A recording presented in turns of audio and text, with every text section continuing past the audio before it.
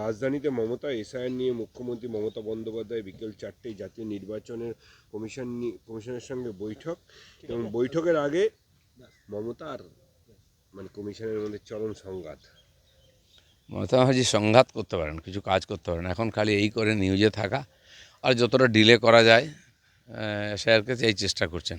এতে কার কী লাভ হবে? উনি বুঝতে পারছেন যে যত ভুয়ো ভোটার ছিল সব ছাঁটাই হয়ে যাবে, তো ওনার পক্ষে জেতা মুশকিল হয়ে যাবে। সেজন্য শেষ চেষ্টা করছেন, কিন্তু ওই ঝগড়া লড়াই করে কিছু করতে পারবেন না।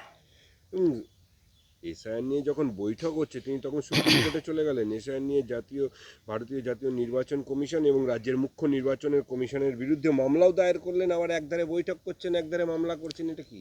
যে কোনোভাবে ওনাটাকে লটকাবার চেষ্টা করছেন যাতে দেরি হয়, ডিলে হয়। তো ঠিক আছে, যা যা প্রশ্ন আছে সে উত্তর তো ওরা দিচ্ছে, এবং সুপ্রিম কোর্ট যা বলে সেটাও নির্বাচন কমিশন মেনে করছেন। কিন্তু এসআইআর তো কমপ্লিট করতে হবে, উনি সেটা করবেন না, খেলবেন না, খেলতে দেবেন না। এই রাজনীতি কদিন চলতে পারে? সারা দেশের মধ্যে পরিবর্তন হয়েছে, পশ্চিমবাংলায় হবে এবারে। মাধ্যমিক পরীক্ষা নিয়ে রাজ্য এবং নির্বাচন কমিশনের মধ্যে দোষারোপ চলছেই, তারই মধ্যে শুরু হচ্ছে মাধ্যমিক। এসআইআর কাজ প্রায় হয়ে গেছে, বেশিরভাগ বিএলও দেখলাম তাদের কাজ জমা দিয়ে দিয়েছেন, সেই জন্য পরীক্ষা নিয়ে কোনো টেনশন নেই। সবই আর মমতা ব্যানার্জিদের তরফ থেকে করানো হচ্ছে ইচ্ছা করে, টেনশন ক্রিয়েট করে একটা বিতর্ক তৈরি করা ছাড়া আর কিচ্ছু না। পরীক্ষার মতো হবে, এসআইআর আগেই কমপ্লিট হয়ে গেছে।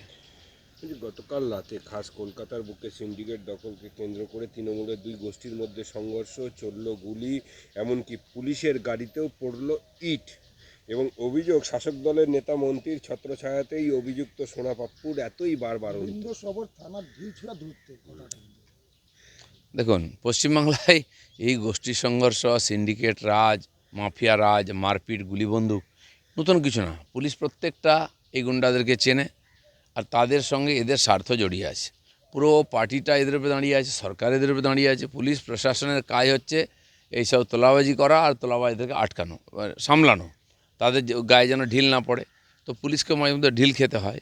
এটা মোটামুটি একটা শেষ পর্যায়ে চলে এসছে, টিএমসির বিসর্জনের সময় এসে গেছে।